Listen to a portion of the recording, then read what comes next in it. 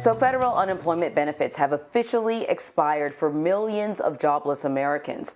The Century Foundation estimates that 9.1 million people in the U.S. lost financial assistance when Congress's historic expansion of the nation's federal relief program expired over the weekend. The Biden administration hopes the end of aid will help the country's economy and boost employment as many businesses face worker shortages. Joining me now to break all of this down is MoneyWatch reporter Aimee Picchi. Thanks for joining us.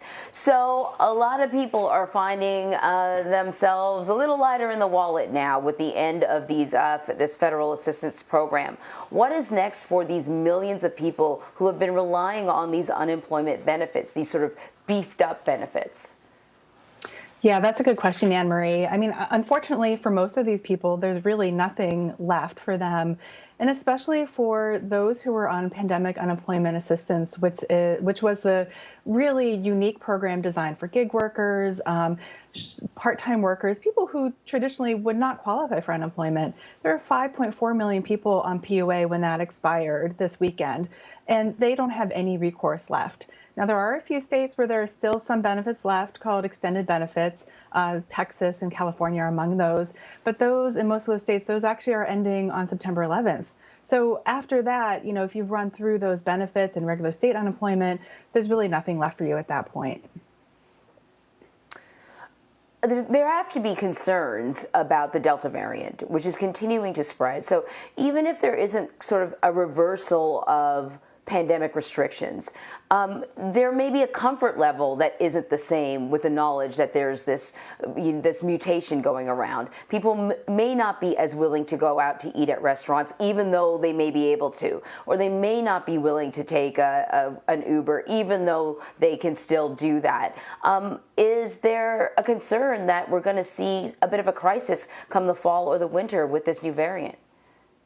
Yeah, there's absolutely a concern. There's a concern from labor experts, and there are concerns among the workers that I've been talking with. I think at the point when these unemployment benefits were extended back in March, people thought by this point we would be out of the pandemic, things would be much better, and no one had foreseen the Delta variant at that point. We've already seen in the numbers that there are more people who are worried about going back to work. There's been a 30% increase in the numbers of people who are saying they're not working because they're worried about catching COVID. People with little kids that are under 12 who can't get vaccinated yet, they're very concerned about what's going to happen to their children and what happens if their schools get closed down or they have to go remote and they have to work as parents and there aren't those unemployment benefits left to help them. So there's very much concern that this could become a crisis for a lot of households in the fall. And I think we're going to see some people really struggling in the next few weeks as these benefits have expired and they tap through their savings, and there's nothing left at this point.